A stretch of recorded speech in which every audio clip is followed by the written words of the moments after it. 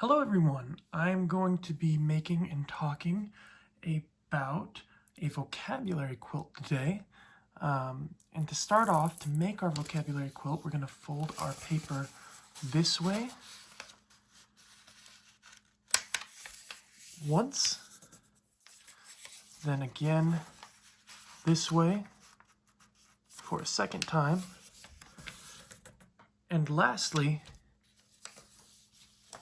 over here.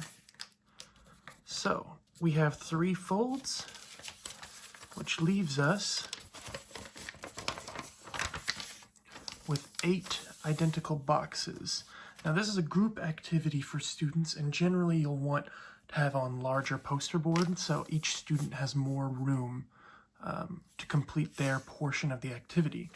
And then the way that this activity works is you have 8 vocabulary words listed here, all throughout the rest of the document. And what students will do is under each vocabulary word, they can write a definition or draw pictures of what they associate with each of the words listed. So for example, on the article that I read, one example word was edge. So students will see that word, and remember they have more room because it's a full-size poster board or a piece of poster paper. And students will see that word and they'll think back on their experiences with that word. And maybe one student will draw this piece of paper. And maybe they see the edge of the paper and draw an arrow there. Or another student thinks of when their parents cook in the kitchen and they think of a knife and the edge of the knife. Everything's different, and you'll want each student to write with a different colored marker or pencil. That way you can see which student was contributing in which way on which word. So students will do that through all 8 vocabulary words.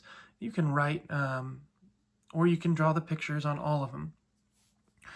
And then, after that point, what you want your students to do is to read the text which the vocabulary words are coming from. And when they come across that word, you want them to either make a new definition or a new point to their definition, new keywords, or things to think about. And the way that they'll add those things to the poster paper is with sticky notes. So maybe they realize that the definition is, for them, furthest spot from the center of an object. Or another student says the outside of an object. And so we don't want the students to cross out the work they've already done, but we do want them to show that they have gained something new from the reading. In order to help with English or ELL students, they're free to write in their native language. You can have them with more proficient peers who can help them if they wish to write their paragraph in English, or you can have students dictate their paragraphs to you, or a paraprofessional or anyone else in the classroom who could help them write. Whatever they are most comfortable with, they are free to do. And then another thing I realized with this type of vocabulary activity is that it's totally customizable. So if you only have 6 vocabulary words, you can fold the paper into thirds and then in half. Or if you only have 4, you just make 2 folds. It's whatever you need for your students at the time.